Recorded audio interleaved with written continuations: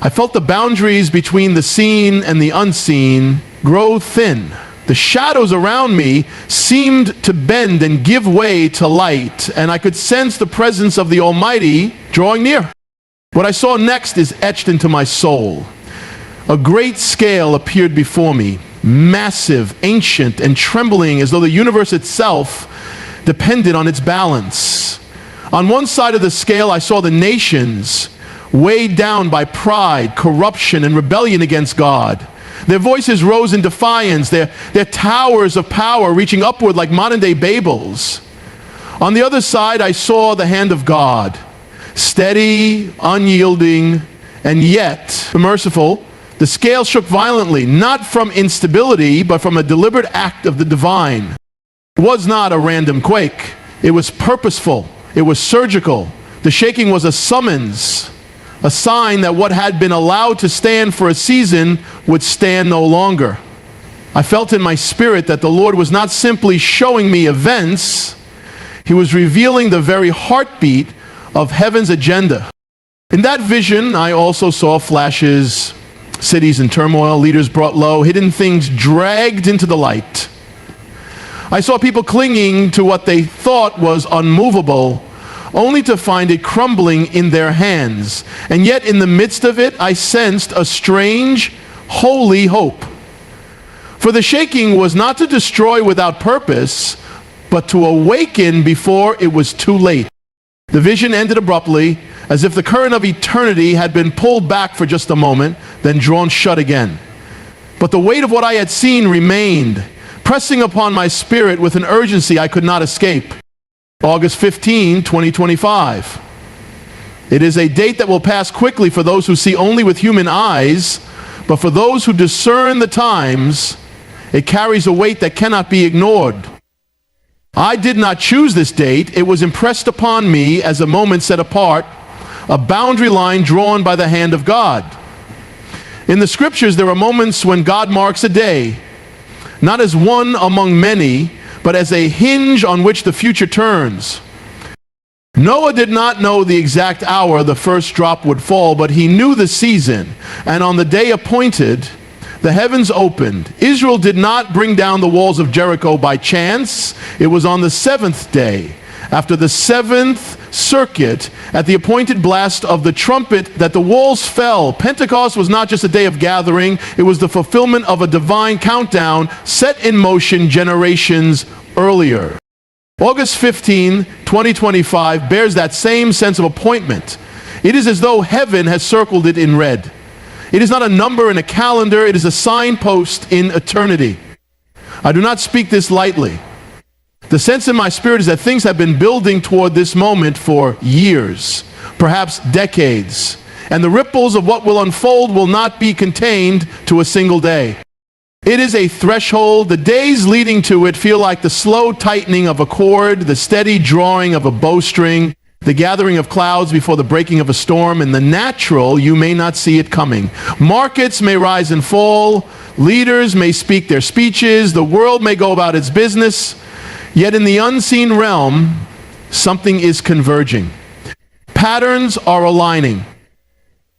The pieces on the board are moving into place. When God appoints a time, it is because He has appointed a purpose. That purpose may be judgment, mercy, or both woven together. But when that day arrives, nothing in heaven or on earth can prevent what has been decreed. The appointed time is not delayed by the plans of men, nor is it hastened by their efforts. It comes like the turning of the tide, unstoppable, undeniable, and final. And so this date looms, not as a superstition, not as a rumor, but as a moment foreseen in the councils of heaven. The sense is not of random chance, but of divine orchestration. Something is set to move, to shift, to be revealed. And when the appointed time strikes, the shaking will begin. What I was shown is not given to stir fear for the sake of fear, but to awaken those who have been lulled into the sleep of complacency. When God warns, it is never without reason, and it is never without purpose. His warnings are the mercy before the storm, the light on the horizon before the darkness rolls in. They are the voice of a shepherd calling to his sheep before the wolf appears in the valley.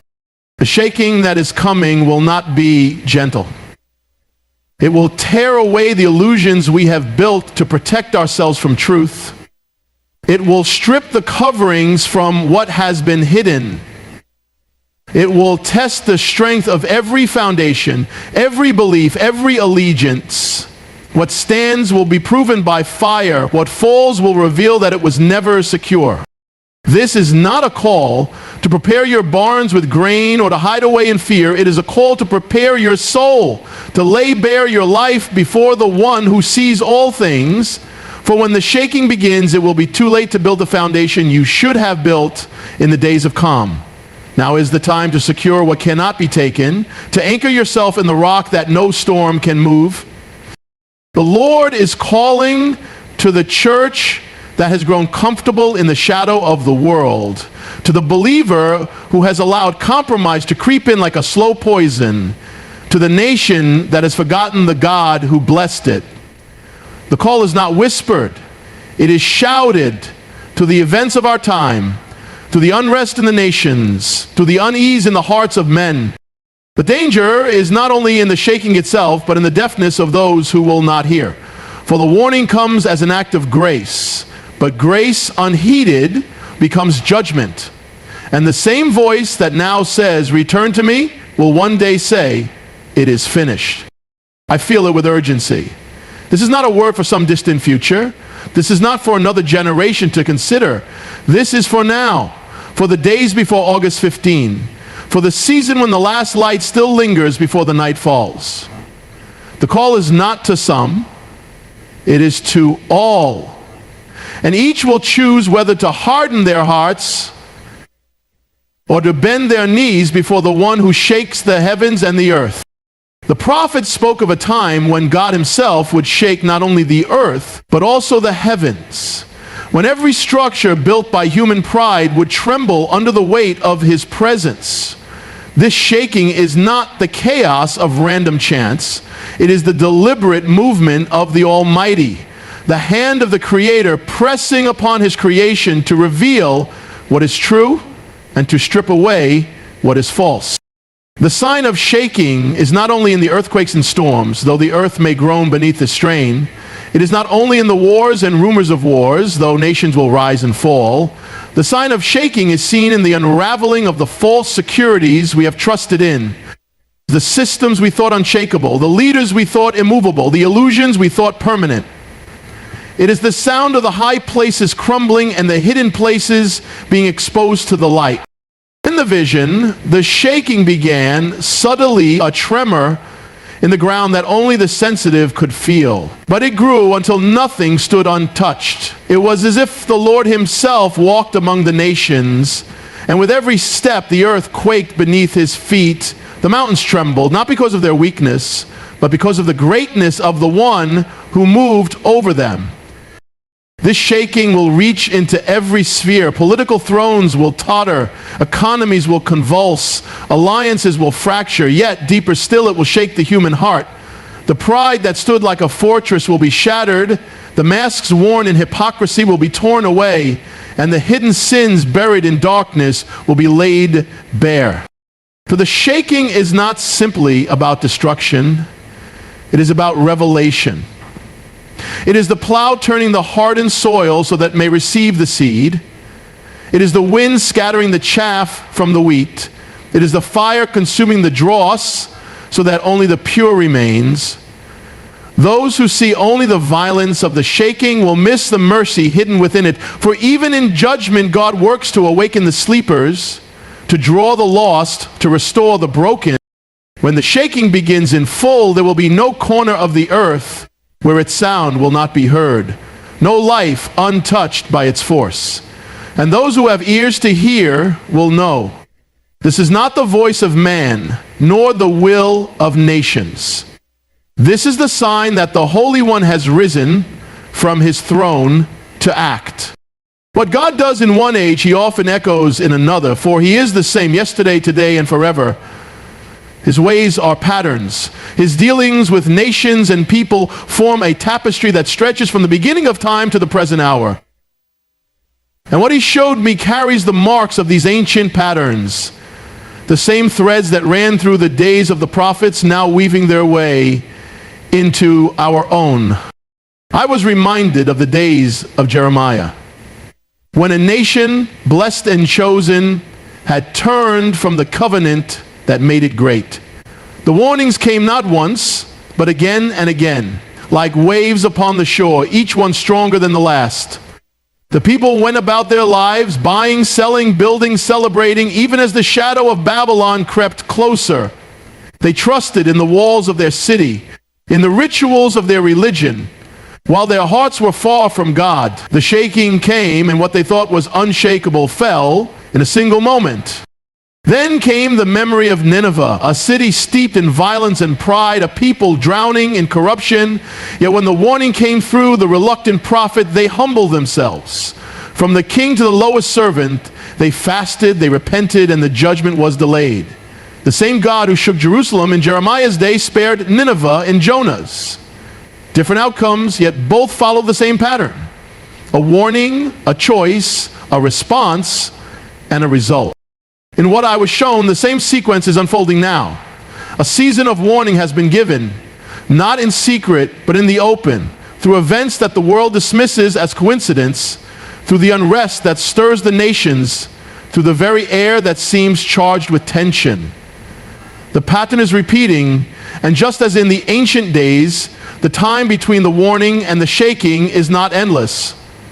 It is a narrow window, and it is closing. Every time God moves in history, he brings his people to a place of decision. It is never just about the events themselves, it is about the response they demand. The shaking that is coming will not be neutral. It will confront every heart with a choice that cannot be avoided. To ignore it will be to choose by default, and to choose by default will be to drift with the current of the world. The vision made it clear this is not a message for someone else, for some other time, for a faraway people. It is for now, for you, for every soul who hears these words. The shaking will draw a line in the sand, and on one side will stand those who cling to the world, and on the other those who cling to God. There will be no middle ground, for the ground itself will tremble until the fence is gone. In the days of Elijah, Israel wavered between two opinions, torn between the worship of the true God and the idols of their culture. The prophet stood before them and cried out, "How long will you hesitate between two opinions? If the Lord is God, follow him, but if Baal, then follow him." That cry is sounding again in our time. The shaking will strip away the luxury of indecision. It will force the question, who will you serve when all else is uncertain? The hope in the midst of shaking is this, that God does not shake to abandon, but to draw near, not to scatter without purpose, but to gather to himself what is his. The same voice that shakes the heavens also whispers peace to those who are his own. The same hand that topples the towers also lifts up the humble and shelters the faithful beneath the shadow of his wings. The vision is clear and the time is not distant. The days between now and August 15 are not to be squandered as though they were ordinary. They are a gift, a narrow window in which to act, to turn, to prepare. Every moment carries weight now, for what is set in motion will not wait for the readiness of man. This is the hour to set your house in order, not just the walls and the roof, but the unseen rooms of the heart. This is the hour to bring into the light what has been hidden in the shadows, to lay down every idol, every compromise, every chain that binds you to the passing world.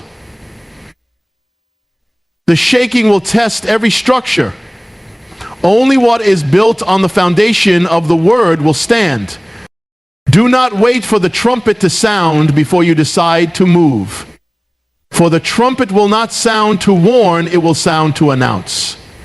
Do not wait for the shaking to begin before you secure your footing, for when the ground trembles, it will be too late to find your anchor.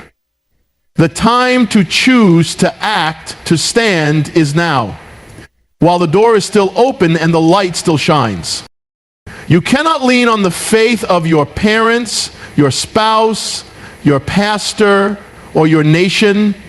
The choice must be yours. The surrender must be yours. The faith must be yours. When the scales shake and the nations are weighed, it will not be crowds that stand before him. It will be each soul alone. And in that moment, what you have built your life upon will be revealed.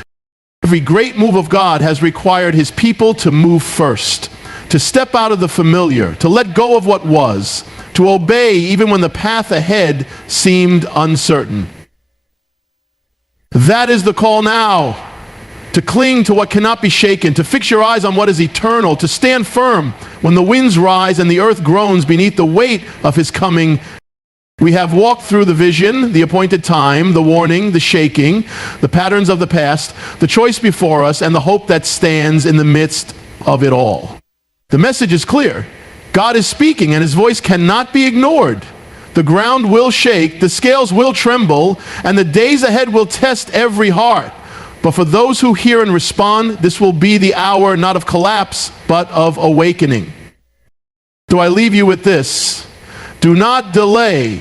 Do not brush aside what has been spoken. Let every day between now and the appointed time be a day of preparation, a day of surrender, a day of drawing near to the one who holds all things in his hands. Thank you for listening, for opening your heart to this word, and for walking with me through what God has revealed. May you be found ready when the shaking comes, standing on the rock that cannot be moved. God bless you.